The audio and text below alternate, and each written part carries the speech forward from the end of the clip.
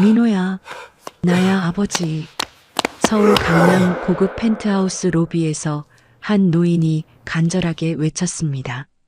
하지만 말끔한 양복 차림의 중년 남자는 차갑게 고개를 돌렸죠. 모르는 분입니다. 경비원님, 처리 부탁드립니다. 뭐? 뭐라고? 내가 내 아버진데. 노인은 경비원에게 이끌려 밖으로 나갔습니다. 그의 눈빛엔 말할 수 없는 배신감이 담겨 있었죠. 대체 이 두 사람 사이엔 무슨 일이? 그리고 이 초라한 노인의 진짜 정체는? 이야기 시작 전 좋아요 눌러주시고 이 영상을 어디에서 보고 계신지 댓글로 남겨주세요. 최영수 씨, 73세 평범한 노인이었습니다. 서울 외곽의 작은 고시원 3평 남짓한 방에서 혼자 살고 계셨죠.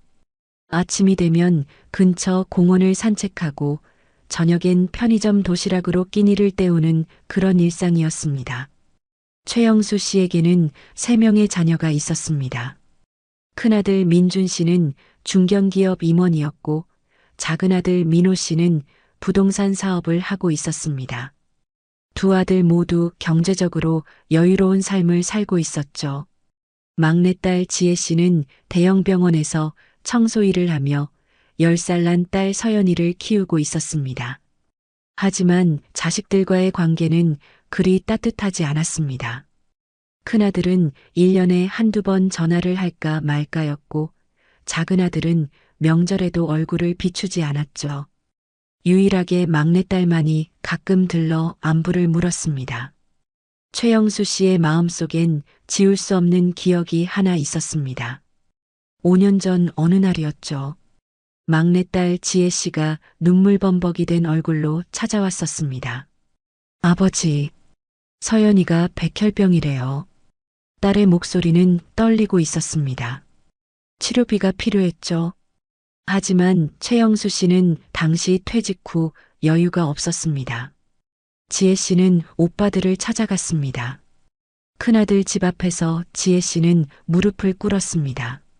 오빠, 제발. 서연이 좀 살려줘. 하지만 큰며느리 수진 씨의 차가운 목소리가 들려왔죠. 지혜 씨, 우리도 여유 없어요. 애들 학원비에 대출 이자까지. 미안하지만 도와줄 수 없어요. 작은아들 민호 씨는 더 냉정했습니다. 누나, 그건 누나 문제잖아. 혼자 애 낳아서 키우겠다더니 이제 와서 왜 우리한테 손 벌려? 결국 지혜 씨는 사채까지 쓰며 혼자 딸의 병을 치료했습니다. 최영수 씨는 그 모든 걸 지켜볼 수밖에 없었죠. 가슴이 찢어지는 것 같았습니다. 그날 이후 최영수 씨는 큰아들과 작은아들을 다시는 아들이라 부르지 않았습니다. 전화도 연락도 끊었죠. 그렇게 5년이 흘렀습니다. 그리고 한 달 전 최영수 씨에게 예상치 못한 연락이 왔던 겁니다. 한 달 전 최영수 씨는 정부기관으로부터 등기우편을 받았습니다. 봉투를 뜯는 손이 떨렸죠. 독립유공자 후손 보상금 지급 안내. 편지 내용을 읽던 최영수 씨의 눈이 커졌습니다. 할아버지가 독립운동에 참여하셨던 기록이 새로 발견되었다는 것이었죠. 그리고 국가에서 후손인 최영수 씨에게 700억 원의 보상금을 지급한다는 내용이었습니다. 700억 원. 상상도 할 수 없는 금액이었습니다. 최영수 씨는 한참을 멍하니 앉아 있었습니다. 기쁨보다는 복잡한 감정들이 밀려왔죠. 문득 5년 전 무릎 꿇고 울던 막내딸의 얼굴이 떠올랐습니다. 그때 이 돈이 있었더라면. 하지만 이미 지난 일이었습니다. 최영수 씨는 천천히 생각을 정리하기 시작했죠. 내 자식들, 과연 나를 아버지로 생각하고 있을까? 최영수 씨는 결심했습니다. 보상금을 공개하기 전에 자식들의 진심을 확인해 보기로 한 겁니다. 누가 진짜 아버지를 걱정하는지, 누가 그저 돈만 바라보는지 알고 싶었죠. 며칠 후 최영수 씨는 옷장에서 가장 낡은 옷을 꺼냈습니다. 해진 스웨터에 얼룩진 바지, 밑창이 다른 운동화까지 일부러 사흘간 씻지도 않았습니다. 거울을 보니 정말 거리의 노숙자 같았죠. 미안하구나, 얘들아. 하지만 아버지도 알아야겠다. 최영수 씨는 가장 먼저 큰아들 민준 씨를 찾아가기로 했습니다. 서울 강남의 고급 아파트, 민준 씨는 30평대 아파트에 살고 있었죠. 초인종을 눌렀습니다. 인터폰 너머로 큰며느리 수진 씨의 목소리가 들렸습니다.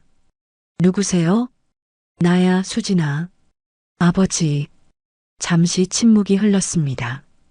그리고 수진 씨의 당황한 목소리가 들려왔죠. 어머, 아버님? 갑자기 어쩐 일이세요? 좀 힘든 일이 있어서. 민준이 좀 만나고 싶구나. 다시 침묵. 최영수 씨는 인터폰 카메라가 자신의 초라한 모습을 비추고 있다는 걸 알고 있었습니다. 마침내 수진 씨의 목소리가 들렸죠. 아버님, 지금 집에 손님들이 있어서요. 조금 불편하네요. 잠깐만 기다리세요. 현관문은 끝내 열리지 않았습니다. 10분쯤 지났을까요? 문틈으로 봉투 하나가 나왔습니다. 최영수 씨는 떨리는 손으로 봉투를 열었습니다. 안에는 7만 원권 수표 한 장이 들어 있었죠. 그리고 짧은 메모가 함께 있었습니다. 아버지, 요즘 경기가 안 좋아서 이것밖에 드릴 수가 없네요. 이걸로 당분간 지내시고 다음에 연락 주세요. 7만 원. 최영수 씨는 씁쓸하게 웃었습니다. 아들에게 자신은 7만 원의 가치였던 거죠. 하지만 진짜 충격은 그 다음이었습니다. 인터폰에서 수진 씨의 목소리가 다시 들려왔습니다. 아버님, 죄송하지만 다음엔 미리 연락 좀 주세요. 아파트 경비 아저씨들이 수상하게 생각할 수 있어서요. 그리고 혹시 다음에 오실 일 있으면 옷차림 좀 신경 써주시고요.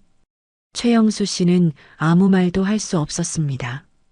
자신의 며느리가 그리고 아들이 자신을 집안의 창피한 존재로 여기고 있다는 걸 깨달은 순간이었죠.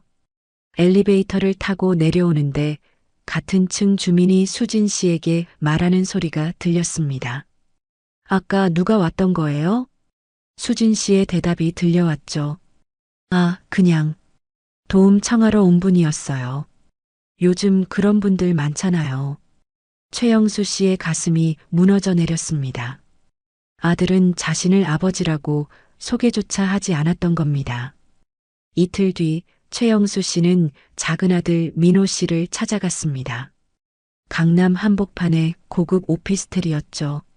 민호 씨는 사업이 잘 된다고 자랑하곤 했었습니다.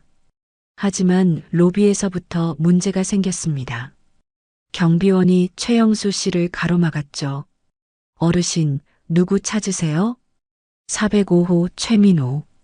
내 아들인데. 경비원은 의심스러운 눈초리로 최영수 씨를 훑어봤습니다. 신분증 있으세요? 신분증을 보여주자 경비원은 민호 씨에게 전화를 걸었습니다. 잠시 후 경비원의 표정이 굳어졌죠. 어르신, 최민호 씨가 모르는 분이라고 하시는데요. 뭐라고?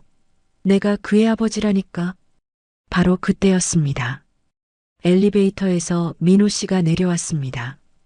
양복을 말끔하게 차려입은 모습이었죠. 그리고 옆엔 낯선 중년 남자가 함께였습니다. 민호 씨는 최영수 씨를 보더니 당황한 표정을 지었습니다. 옆에 남자가 물었죠. 최 대표님, 저분이 누구세요? 민호 씨는 잠시 망설이다가 대답했습니다. 모르는 분입니다. 경비원님, 처리 부탁드립니다. 그 말과 함께 민호 씨는 고개를 돌려 밖으로 나갔습니다. 최영수 씨와 눈도 마주치지 않았죠. 최영수 씨는 빌딩 밖으로 쫓겨났습니다. 경비원이 최영수 씨를 로비 밖으로 안내하며 말했죠. 어르신, 다음부터는 함부로 들어오시면 안 됩니다. 블랙리스트에 올리라고 하셨으니까요. 블랙리스트? 자신의 아들이 자신을 블랙리스트에 올렸습니다. 최영수 씨는 계단에 주저앉았습니다. 가슴이 너무 아파서 숨을 쉴 수가 없었죠. 이게 내가 키운 자식들이란 말인가. 최영수 씨는 하염없이 거리를 걸었습니다. 어디로 가야 할지도 몰랐습니다. 그저 발길 닿는 대로 걸었죠. 어느새 해가 지고 있었습니다. 저녁이 되자 배가 고팠습니다. 하지만 아무것도 먹고 싶지 않았죠. 그냥 어딘가에 앉아서 쉬고 싶었습니다. 그때 한 대형 병원 앞을 지나가게 되었습니다. 병원 뒤편으로 돌아가니 작은 벤치가 있었죠. 최영수 씨는 그곳에 앉아 눈을 감았습니다. 할아버지? 누군가의 목소리에 눈을 떴습니다. 청소부 유니폼을 입은 여자가 걱정스러운 표정으로 서 있었죠. 할아버지, 괜찮으세요? 아파 보이시는데. 최영수 씨는 고개를 들었습니다. 그리고 깜짝 놀랐죠. 막내딸 지혜였습니다. 지혜야? 지혜 씨도 놀라 눈이 커졌습니다. 아버지 왜 이러세요? 왜 이런 옷을? 지혜 씨는 얼른 아버지 곁에 앉았습니다. 최영수 씨의 옷차림을 보고 눈물이 핑 돌았죠. 아버지, 무슨 일 있으셨어요? 밥은 드셨어요? 최영수 씨는 고개를 저었습니다. 지혜 씨는 급히 가방에서 도시락을 꺼냈습니다. 자신이 먹으려고 싸온 김밥이었죠. 아버지, 일단 이거라도 드세요. 너 먹으려고 싸온 거 아니냐? 저는 괜찮아요. 아버지 드세요. 최영수 씨는 김밥을 받아들었습니다. 눈물이 났습니다. 두 아들에게는 한 끼 밥도 얻어먹지 못했는데 가난한 막내딸은 자기 밥을 내어주고 있었죠. 아버지, 오늘 어디서 주무시려고 하셨어요? 그냥 어디든. 안 돼요. 우리 집으로 가세요. 좁지만 아버지랑 서연이랑 셋이 지내면 되죠. 지혜야, 내 집이 작다며. 미안해서 어떡해. 지혜 씨는 고개를 저었습니다. 아버지가 뭐가 미안하세요. 저희 집으로 가요. 서연이도 할아버지 보면 너무 좋아할 거예요. 지혜 씨는 야간 근무를 마치고 아버지를 모시고 집으로 향했습니다. 반지하 빌라의 6평짜리 방이었죠. 작고 습했지만 최영수 씨의 마음은 따뜻해졌습니다. 할아버지, 10살 손녀 서연이가 달려와 안겼습니다. 다음 날 아침 최영수 씨는 작은 방에서 눈을 떴습니다. 지혜 씨와 서연이는 얇은 이불 한 장을 덮고 웅크려 자고 있었죠. 자신에게는 두툼한 이불을 덮어주고 말입니다. 이 좁은 방에서 나 때문에 더 불편하게 자고 있구나. 최영수 씨는 가슴이 먹먹했습니다. 700억이 있어도 말하지 못했습니다. 지금 당장 말하면 지혜의 순수한 마음이 상처받을 것 같았죠. 며칠이 지났습니다. 지혜 씨는 매일 병원 청소 일을 하러 나갔고 최영수 씨는 서연이와 집에서 시간을 보냈습니다. 서연이는 할아버지에게 자기가 아꼈던 색연필을 선물했죠. 할아버지, 이거 드릴게요. 제일 예쁜 색연필이에요. 아가, 이건 내가 아끼는 거잖니? 할아버지가 더 소중하니까요. 최영수 씨는 눈시울이 붉어졌습니다. 어느 날 저녁 지혜 씨가 큰 봉투를 들고 왔습니다. 아버지, 이거 입으세요. 봉투 안에는 새 옷과 운동화가 들어 있었습니다. 비싸 보이진 않았지만 깨끗하고 따뜻해 보였죠. 지혜야, 이 돈으로 너랑 서연이 필요한 거 사야지. 괜찮아요, 아버지. 우리는 있는 거 입으면 돼요. 최영수 씨는 나중에 알았습니다. 지혜 씨가 서연이 학원비로 모아둔 23만 원을 모두 쓴 거였죠. 자신의 아버지를 위해서. 그날 밤 최영수 씨는 결심했습니다. 이제 진실을 밝힐 때가 됐다고요. 다음 날 아침 뉴스 속보가 떴습니다. 독립운동가 후손에게 700억 원 보상금 지급. 최영수 씨, 정부로부터 거액 수령. 방송에서는 최영수 씨의 사진이 나왔습니다. 그리고 독립운동가 후손으로서 국가에서 보상금을 받게 된 사연이 상세히 보도되었죠. 강남의 한 고급 아파트, 큰아들 민준 씨는 출근 준비를 하다가 뉴스를 보고 얼어붙었습니다. 여보, 여보, 이거 우리 아버지 아니에요?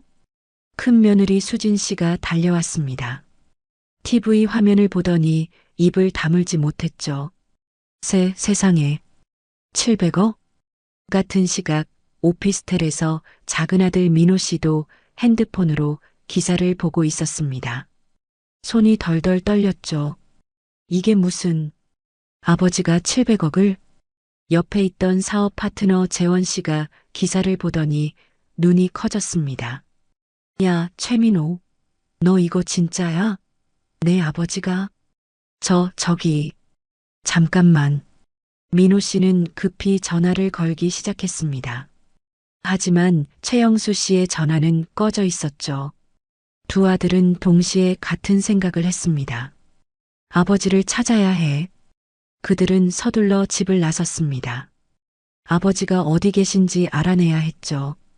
이틀 뒤 지혜 씨의 반지하 집 앞에서 이상한 일이 벌어졌습니다. 고급 세단 2대가 좁은 골목에 동시에 들어섰죠. 차에서 내린 건 큰아들 민준 씨와 작은아들 민호 씨였습니다. 두 사람은 서로를 보고 놀랐습니다. 형, 여기 왜 왔어? 너야말로 무슨 일이야? 둘 다 손에 큰 선물 봉투를 들고 있었습니다. 명품 가방, 고급 한우 세트, 백화점 상품권까지 황급히 준비한 티가 역력했죠. 민준 씨가 초인종을 눌렀습니다. 문이 열리고 지혜 씨가 나왔습니다. 오빠들, 어떻게... 지혜야, 아버지 여기 계시지? 지혜 씨가 고개를 끄덕이자 민준 씨와 민호 씨는 동시에 말했습니다. 아버지 좀 뵙게 해줘. 중요한 얘기가 있어. 거실에 들어서자 최영수 씨가 서연이와 함께 앉아 계셨습니다. 깨끗한 옷을 입고 계셨지만 두 아들의 눈에는 초라해 보였죠. 아버지, 두 아들이 동시에 외쳤습니다. 민준 씨가 먼저 다가갔습니다. 아버지, 그동안 정말 죄송했습니다. 제가 정신이 없어서 아버지를 제대로 모시지 못했습니다. 민호 씨도 얼른 말했죠. 아버지, 저도 잘못했어요. 이제부터 제대로 효도하겠습니다. 우리 집으로 모시겠습니다. 넓은 방 있으니까 편하게 지내실 수 있어요. 최영수 씨는 조용히 그들을 바라봤습니다. 아무 말도 하지 않았죠. 민준 씨가 선물 봉투를 내밀었습니다. 아버지, 이거 작은 정성이지만 받아주세요. 필요 없다. 최영수 씨의 목소리는 차가웠습니다. 아버지, 너희들이 날 찾아온 이유를 내가 모를 것 같으냐? 두 아들의 얼굴이 굳어졌습니다. 일주일 전에는 날거지 취급하더니 이제 와서 아버지라고 부르는구나. 참 신기하네. 아, 아버지. 그게 아니긴 뭐가 아니야. 최영수 씨의 목소리가 높아졌습니다. 평생 화를 내본 적 없는 아버지의 모습에 두 아들은 움츠러들었죠. 민준아, 넌 나한테 7만 원 던져주고 문도 열어주지 않았지. 며느리는 내가 아파트에 창피하다고 했고, 민준 씨는 고개를 들 수 없었습니다. 민호야, 넌 날 모르는 사람이라고 했어. 경비원한테 블랙리스트에 올리라고 지시했지. 내가 내 아버지인데 말이야. 민호 씨도 얼굴이 새하얗게 질렸습니다. 그런데 이제 와서 효도를 하겠다고? 700억 때문 아니면 날 왜 찾아왔겠어? 아버지, 정말 죄송합니다. 나가라. 2번 다시 내 앞에 나타나지 마. 최영수 씨는 고개를 돌렸습니다. 더 이상 아들들을 보고 싶지 않았죠. 일주일 후 최영수 씨는 변호사 사무실에 모든 자녀들을 불렀습니다. 아버지, 왜 갑자기 변호사 사무실로? 민준 씨와 민호 씨는 불안한 얼굴로 앉아 있었습니다. 지혜 씨는 영문도 모른 채 아버지 옆에 앉았죠. 변호사가 서류를 꺼내며 말했습니다. 최영수님께서 재산 분배에 대한 의사를 밝히셨습니다. 두 아들의 눈이 반짝였습니다. 하지만 그 순간은 오래가지 못했죠. 700억 원 중 650억 원은 막내딸 최지혜 씨에게 증여합니다. 뭐라고요? 민호 씨가 벌떡 일어났습니다. 그리고 장남 최민준 씨에게는 7만 원을 드립니다. 민준 씨는 말문이 막혔습니다. 차남 최민호 씨에게는 0원을 드립니다. 이게 무슨... 민호 씨가 소리쳤습니다. 하지만 최영수 씨는 차분하게 말했습니다. 민준아, 넌 내게 7만 원을 줬지. 그게 내가 생각하는 아버지의 가치였어. 그러니 난 너에게도 똑같이 7만 원을 주는 게 맞다고 봤다. 민준 씨는 고개를 떨구었습니다. 민호야, 넌 날 모르는 사람이라고 했어. 모르는 사람한테 유산을 줄 순 없지 않겠니? 아버지, 제발. 하지만 지혜는 달랐다. 자기 밥을 내어주고 자기 이불을 내어주고 딸 학원비까지 써가며 날 돌봐줬어. 진짜 효녀지. 지혜 씨는 놀라 아버지를 바라봤습니다. 아버지, 저는 그냥... 아니다, 지혜야. 내가 해준 게 얼마나 큰지 너는 모를 거다. 변호사가 다시 서류를 넘기며 말했습니다. 그리고 나머지 50억 원은 독립운동 기념사업에 기부하시겠답니다. 민호 씨가 다급하게 말했습니다. 아버지, 제발 다시 한 번만 생각해 주세요. 저희가 정말 잘못했어요. 생각은 이미 다 했다. 이건 번복할 수 없는 결정이야. 형이라도 아버지를 설득해봐. 하지만 민준 씨는 아무 말도 할 수 없었습니다. 자신의 잘못을 너무나 잘 알고 있었죠. 그때 최영수 씨가 말을 이었습니다. 너희들 5년 전을 기억하느냐? 두 아들이 고개를 들었습니다. 지혜가 서연이 치료비 때문에 너희 앞에 무릎 꿇었던 날 말이다. 민준 씨와 민호 씨의 얼굴이 하얗게 질렸습니다. 수진이가 뭐라고 했지? 내가 혼자 낳은 애 왜 우리가 책임지냐고 했어. 민호, 넌 뭐라고 했냐? 집안 망신이니 가족 행사에 오지 말라고 했지. 아버지, 그건 나는 다 지켜봤다. 내 딸이 무릎 꿇고 울며 빌 때 너희가 얼마나 차갑게 대했는지 다 봤어. 최영수 씨의 목소리가 떨렸습니다. 그런 너희가 이제 와서 형제라고? 가족이라고? 변호사 사무실을 나온 민준 씨와 민호 씨는 망연자실했습니다. 집으로 돌아가는 차 안에서 민호 씨는 멍하니 창밖을 바라봤죠. 형, 우리 진짜 끝난 거야? 민준 씨는 대답하지 못했습니다. 며칠 뒤 두 아들에게 더 큰 시련이 찾아왔습니다. 민호 씨의 사업 파트너였던 재원 씨가 연락을 끊었습니다. 큰 계약들도 하나둘 취소되기 시작했죠. 최 대표님, 죄송하지만 우리 회사는 신뢰를 중요시해서요. 아버지를 저렇게 대한 분과는 거래하기 어렵습니다. 뉴스에 최영수 씨의 이야기가 보도되면서 두 아들이 아버지를 어떻게 대했는지도 함께 알려졌던 겁니다. 민호 씨의 사업은 급격히 기울었습니다. 민준 씨도 마찬가지였습니다. 큰 며느리 수진 씨는 차갑게 말했죠. 당신 때문에 우리 집안이 망신당했어요. 이혼할래요. 여보, 700억은커녕 7만 원. 당신 아버지가 당신을 어떻게 평가하는지 이제 알겠어요. 민준 씨는 아무 말도 할 수 없었습니다. 석 달이 지났습니다. 민준 씨와 민호 씨는 다시 아버지를 찾아왔습니다. 하지만 이번엔 달랐습니다. 명품 선물도 거창한 약속도 없었죠. 아버지, 저희 진심으로 뉘우치고 있습니다. 민준 씨의 눈에는 진짜 눈물이 흘렀습니다. 돈 때문이 아니에요. 정말 아버지께 용서를 구하고 싶어서 왔습니다. 민호 씨도 고개를 숙였습니다. 아버지, 저희가 정말 잘못했습니다. 평생 뉘우치며 살겠습니다. 최영수 씨는 조용히 그들을 바라봤습니다. 분노는 사라지고 그저 슬픔만 남아 있었죠. 용서는 아마 너희도 내 자식이니까.